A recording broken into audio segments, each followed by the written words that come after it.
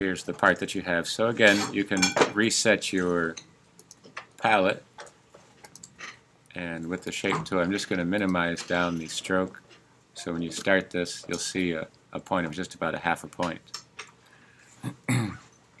So spacebar to zoom into this section. If I do the circle, I'm just holding the Option and the Shift to make that outside section. And then here's this diamond shape. So I'm going to build the diamond from scratch here. So there it is up close. Here's the pen tool. Just going to click and click on the guide. Make sure it's on the guide. You can see it has a little center point for the Shift key. That's making hopefully a perfect vertical line there. Then choosing the reflect with the Option selects that to copy that across, and then just take the selection tool and Shift key both of these together and hit the Pathfinder. Just want to make sure that it's a solid piece there. Command minus will minimize it down enough to see it. And before I start to manipulate, I'm going to also put this at a smaller point size and just duplicate a diamond up there. But here I just want to rotate this around. There's 7 of these. With the rotation tool, just hit Option and click. Again, typing 360 degrees in the circle divided by 7. And that's going to copy it. And before you do anything, just hit Command D enough times to finish it off.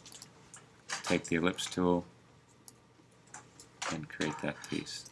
Now I want these to be holes within it, so I can Shift key to select all of these parts.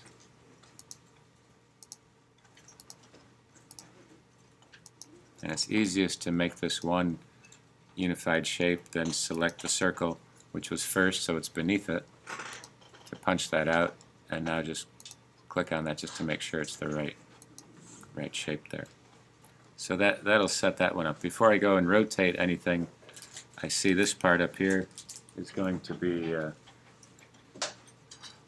not that tall, still on the center line. So this is the one that I want to make. So I'm going to hold the Option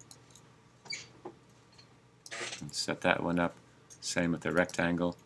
If I hold on the center line Option, I can make that shape. And just use the arrow keys to bump it down a little bit. And if it's too tall, just squish it down from the point right there. So that gives me that section. Circles on this side, again using some of the keystrokes to simplify your work there. That's that shape. Okay. I can take this same thickness of this one and just Option to duplicate it. Put it right about the center. You can see where the center's right there.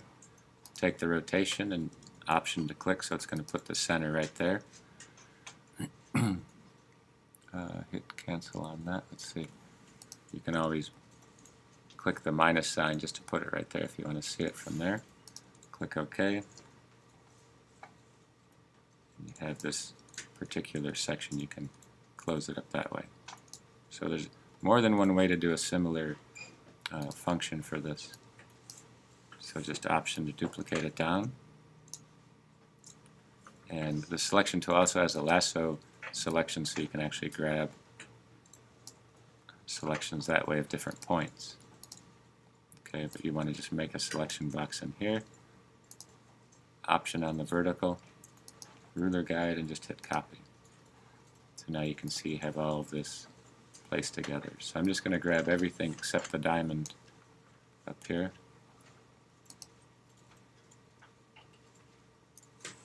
I had it selected. So if you have to do it in stages, here's the Shift key with this selection over here. I'll just move it so you can see the diamond and grab this vertical. And now when you invert the two colors, you can see that it's highlighted. This one, the diamond's on top of it, just to show it to you there. So Object Arrange, and send it back or backward. Okay, I'm going to just take out the fill and select the diamond and go to Object Arrange. You have a couple ways to do this too, so bring it to the front. And now both selected, you can punch this out, and now you have this this shape. Okay, and just zoom out a little bit and do the same thing. Here it's selected rotation tool, click the option in the middle,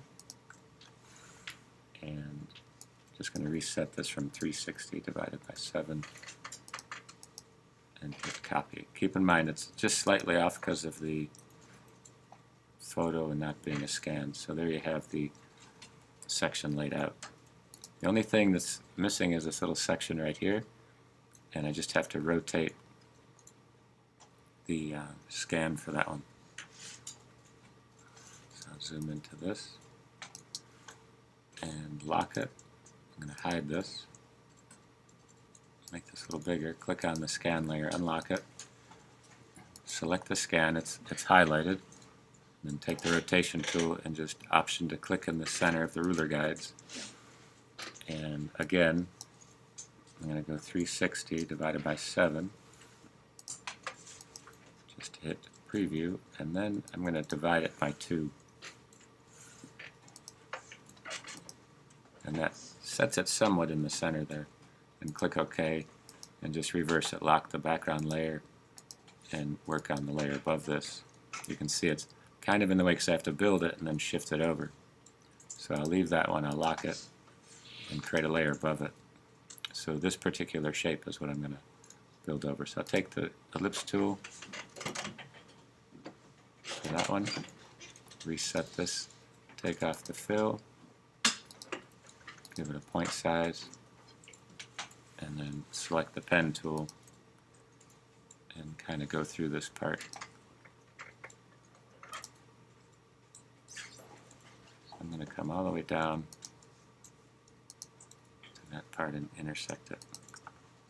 So that's the shape. Reflect that with the option key, hit copy. See if I have these two items to unify them. So I'm pretty happy with that. And unify that. So now I have the shape. Now I just have to rotate it around to fit that selection. But what I'm going to do is just make it and then rotate it all together later. So here's the rotation. 360 divided by 7. Copy that. So there's that piece. I'm just going to group it together. Command G and then copy it. So object group, edit copy, and then just hide this layer, bring this one back,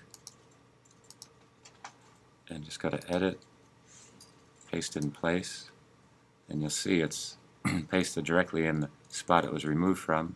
There's the selection, and I just need to rotate this.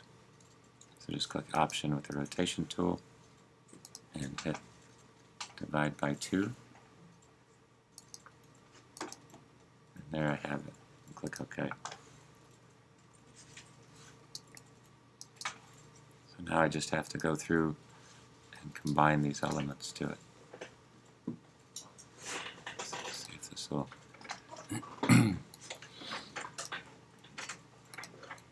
So I just select it all, click on the unity from there, unite, and there's the shape itself.